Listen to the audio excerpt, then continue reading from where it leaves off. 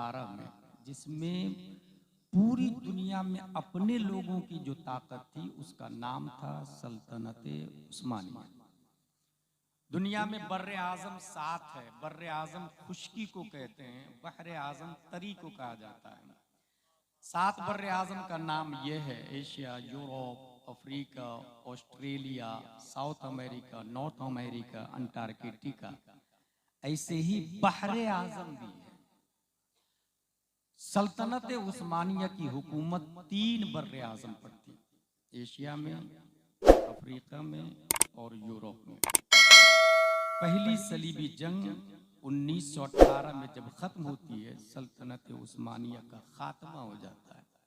दुनिया में जो हमारी सबसे बड़ी ताकत थी खत्म हो जाती है।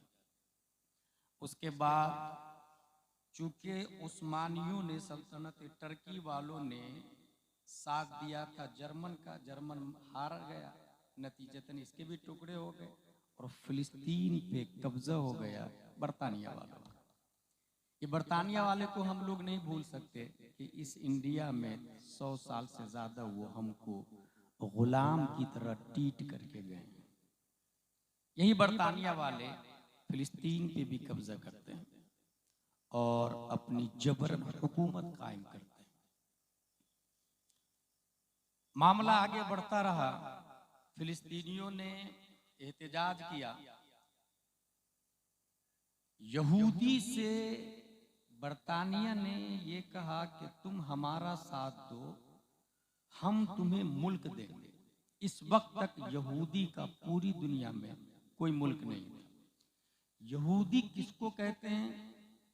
शरीयत मुतहरा में 3 बड़े मजहब का नाम है, दीन का। एक का नाम है क्रिश्चियन, दूसरे का यहूदी, तीसरे का मुसलमान। ये आसमानी मजहब के फॉलोवर। यहूदी कहते हैं जिसका अकीदा हो हमारा रब अल्लाह, हमारे नबी हजरत मूसा अलैहिस्सलाम। क्रिश्चियन उसको कहते हैं जिसका ये अकीदा हो हमारा रब अल्लाह, हमारे नबी ईसा अलैहिस्सलाम। मुसलमान उसको कहते हैं जिसका ये अकीदा हो हमारा रब अल्लाह, हमारे नबी, तमाम नबियों पर ईमान लाने के साथ साथ हमारे नबी हजरत मोहम्मद मुस्तफ़ा सल्लल्लाहु ताला अलैहि वसल्लम। आसमानी मजहब में सबका खात्मा हो चुका है। यहूदियत भी खत्म हो गई, नसरानियत भी खत्म हो गई, इस्लाम जिंदा है, मुसलमान जिंदा है। और ये नारा लगाने वालों की वजह से नहीं, इदारे की वजह से जिंदा है, उलमा की वजह से जिंदा है। मसाजिद के मिंबर पर 1400 साल के बाद भी वही बोलना जो मस्जिद नबवी में प्यारे मुस्तफ़ा मिंबर से बोला करते थे, उन लोगों की बुनियाद पर मुसलमान जिंदा है, इस्लाम जिंदा है। चूंकि बरतानिया ने ये अहद कर लिया था यहूदियों से, यहूदियों का कोई मुल्क नहीं। यहूदी बहुत ही डेंजरस होते हैं और ये सिर्फ अपने लोग की नजर में नहीं, क्रिश्चियनों ने भी कुत्ते से ज्यादा बुरा हाल किया था, बहुत बुरी तरह मारा। हिटलर का नाम कौन नहीं जानता? क्रिश्चियन था। 60 लाख यहूदियों को जो मारा है पूरी दुनिया में, उसको तारीख से कोई मिटा नहीं सकता है। हमसे ज्यादा वो नफरत, कुरान शरीफ ने भी कहा ये दोनों एक दूसरे के दुश्मन हैं, हमारे मुकाबिल में ये दोनों एक हो जाते हैं। हासिल ये कि फिलिस्तीन पे हुकूमत कायम करते हैं और अरब में जो तकरीबन 60 ममालिक है अरब के बीच में इजराइल को जबरन कायम कर देते हैं और इजराइल का वजूद होता है। स्टार्टिंग में फिलिस्तीनियों ने यकीनन जमीन दी, अरबों में कुछ लोगों ने इत्तेफाक किया, लेकिन वो जमीन मुख्तसर थी और धीरे से इन लोगों ने कब्जा करते करते करते पूरे फिलिस्तीन पे कब्जा जमाने की नापाक सही कर ली। दूसरी सेकेंड वर्ल्ड वॉर शुरू होती है 1939 से और खत्म होती है 1945 पर। फिलिस्तीनियों ने भी जबरदस्त एहतजाज किया कि हमें तुम्हारी हुकूमत तस्लीम नहीं है, बरतानिया खाली करो फिलिस्तीन को, खाली करो, खाली करो। बरतानिया वालों ने कहा ठीक है भाई खाली कर देता हूँ, लेकिन उनकी कमीनापंती देखे उसने ये कहा कि खाली तो कर देता हूँ मगर इसको 2 हिस्सों में बांटता हूँ। एक को नाम दिया इजराइल, दूसरे का नाम दिया फिलिस्तीन। 48% फिलिस्तीन को दिया और 44% इजराइल को दिया। बचे कितने? 8%, जिसमें यरूशलेम है, उसको अपने कंट्रोल में रख लिया। ये ना तुम्हारा होगा ना तुम्हारा होगा। ये डिवाइडिंग कब होती है? बाज़ाब्ता मुल्क कब बना दिया जाता है?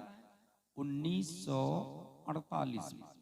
ठीक उससे एक साल पहले यही हाल इंडिया का किया था 1947 में।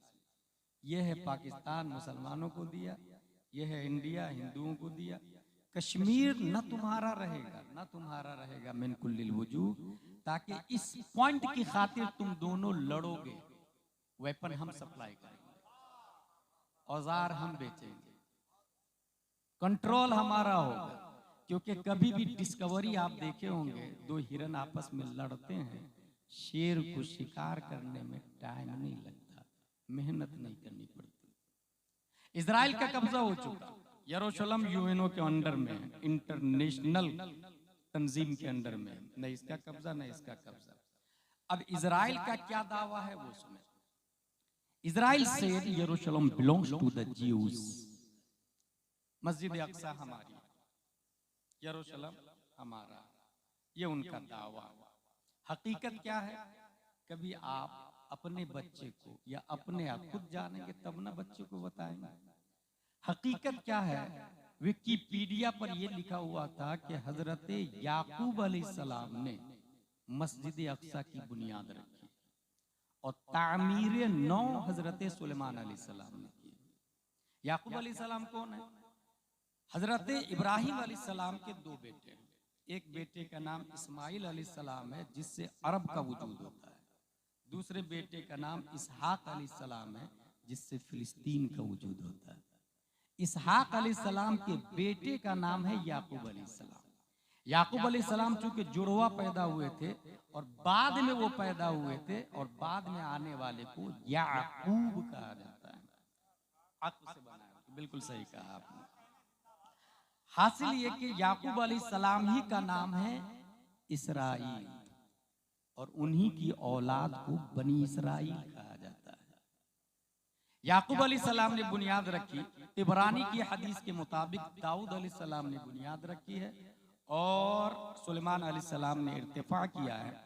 लेकिन इस वक्त ज्यूज का कहना है यरूशलेम, इजराइल का कहना है यरूशलेम belong to the Jews, so this is for us. मस्जिद अक्सा हमारी। इस्लाम क्या बोलता है ये हमें पता होना चाहिए। ये मैं इसलिए कह रहा हूं कि सलाहुद्दीन अय्यूबी का नाम आप लोगों ने सुना होगा। वो तकरीबन 3-4 साल की उम्र में खेल रहे थे, तो बाप ने कहा था अंत लैसा मिन शानिका लइब मअल अत्फाल फअंत मन सौफ यफ्तहुल अक्सा। बेटे, ये गिल्ली डंडा खेलना तुम्हारी शान नहीं है, अनकरीब तुम मस्जिद अक्सा फतेह करने वाले। ये 3-4 साल की उम्र में बाप बोलता है। बेटे के दिमाग पर पत्थर पर लकीर खींचने के मुतरादिफ ये जुमले नक्श कर जाते हैं। और 1187 में यही सलाहुद्दीन है जो मस्जिद अक्सा को सलीबियों से छीनकर सुन्नियों के अंडर में कर देते हैं। इसका मतलब यह हुआ कि अगर झारखंड का आदमी अपने बेटे को यह बताए कि मस्जिद अक्सा भी हमारी है और बाबरी भी हमारी है, तो बाईद नहीं है सलाहुद्दीन अय्यूबी का पैदा होना। फिर से कोई गुलाम पैदा होगा, और जब बारी अपनी आएगी तो ईंट से ईंट बजा करके अपनी मस्जिदों की हिफाजत करके फिर से उसे अपने अंडर में ले लेगा, अपने कंट्रोल में ले लेगा। कुरान मुकद्दस के अंदर आया फ़ैज़ा जा वअदुल आखिरह लियसू वजूहकुम वलियदखुलुल मस्जिद कमा दखलू अव्वल मर्रा। बनी इसराइल को जब नबियों ने कहा कि दाखिल हो और हमारी बात मानो, तो इन लोगों ने नहीं माना। नतीजतन अहले रोम अहले फारस को उन पर मुसल्लत कर दिया गया और वो दाखिल हुए, मस्जिद अक्सा पर कब्जा किया, और उसके जो पहले मुतवल्ली थे बनी इसराइल के मानने वाले, चेहरे बिगाड़ दिए, घर को वीरान कर दिए, मस्जिद अक्सा की तौहीन की, बेहुरमती की, दीवारें तोड़ दी। हासिल ये कि ये लोग से कहा गया कि तुम नबी की बात मानो, तो ये नहीं माने, बल्कि अपने नबी को कत्ल करने के लिए तैयार हो गए। जो कौम अपने नबी को कत्ल करने के लिए तैयार हो रही है, मस्जिद उसके अंडर में कैसे होगी?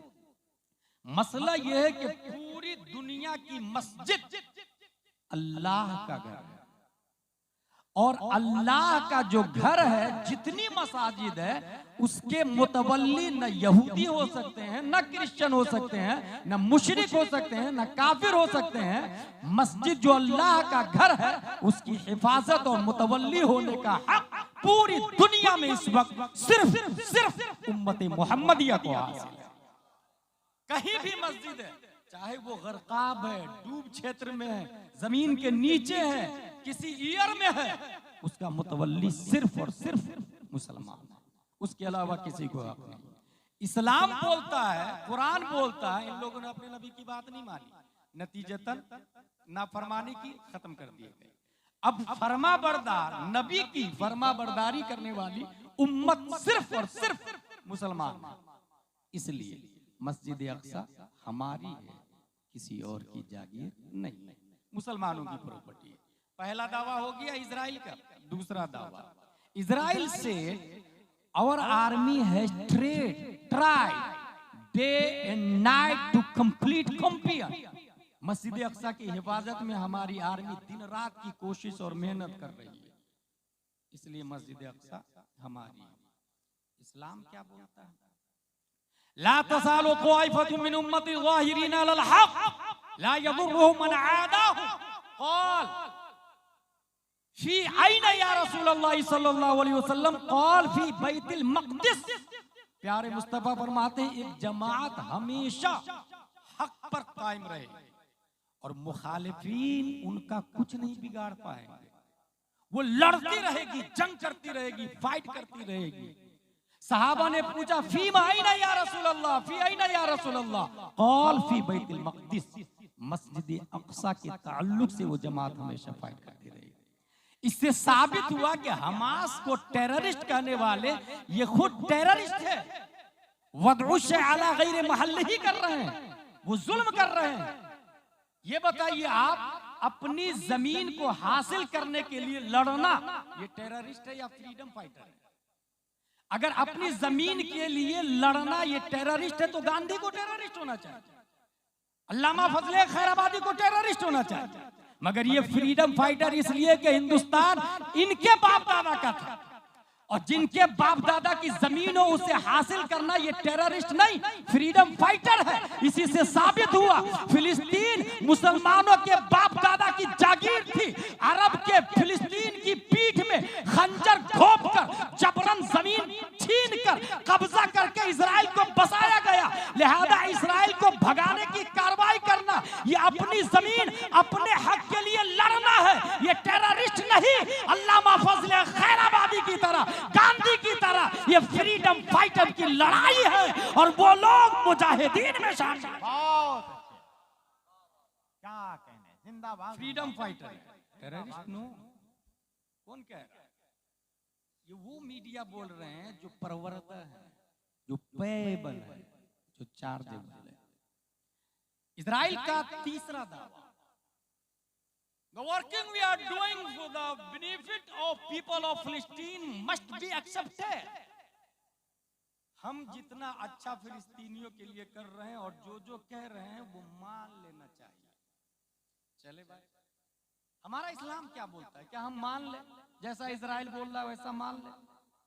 कुर्बान जाइए, कभी आपको सोचिएगा तो फख्र होगा, कयामत तक जो जो होने वाला है और जहां जहां इंसान कंफ्यूज होगा, कुरान शरीफ और हदीस शरीफ में या तो इबारतन या दलालतन या इक्तिजान या इशारतन सहाबा ने पूछ कर जवाब प्यारे मुस्तफा से ले लिया। इजराइल बोल रहा है कि हम जो बोल रहे हैं वो मान लो तुम लोग। इस्लाम क्या बोलता है? लौ लम यबqa मिन दुनिया इल्ला यौम लतब्बलल्लाहु ज़ालिकल यौम हत्ता युकातिल आखिर हादिल उम्मति दज्जाल। क़ाल ऐनहुम या रसूलल्लाह? क़ाल अंतुम शर्क़िय्या नहरल उर्दुन व हुम ग़रबिय्या हत्ता यख्तबियल यहूदिय्यु मिन वराइ शजर अविल हजर फयक़ूलु शजर अविल हजर। या मुस्लिम या अब्दुल्लाह हादल यहूदी वराई ताल फक्तुल। इस्लाम बोलता है अगर दुनिया का एक दिन बाकी हो, एक दिन बाकी हो, अल्लाह ताला उस दिन को लंबा करेगा, यहां तक कि इस उम्मत का दज्जाल शजर और हजर दरख्त या पत्थर के पीछे छिप जाए, वो दरख्त या पत्थर बोलेगा मुस्लिम भाई, मुस्लिम भाई, ए अल्लाह के बंदे इधर आइए ना, ये यहूदी यहाँ छुपा हुआ है, आके मारिए ना इसको। ये हदीस बोल रही है, गुलाम जिलानी अजहरी लफ्फाज खतीब का नाम नहीं, ये हदीस बोल रही है। इसका मतलब ये हुआ फक्तुल हो, वाहिद का लफ्ज आया। इससे गुलाम जिलानी अजहरी ये इस्तिदलाल करता है कि उम्मत मुहम्मदिया के आखिरी लोग बाकी हो, आखिरी लोग, और दुनिया का आखिरी दिन बाकी हो, लड़ाई जारी रहेगी, जीतेंगे मुसलमान, मस्जिद अक्सा हमारे अंडरटेकिंग आ जाए।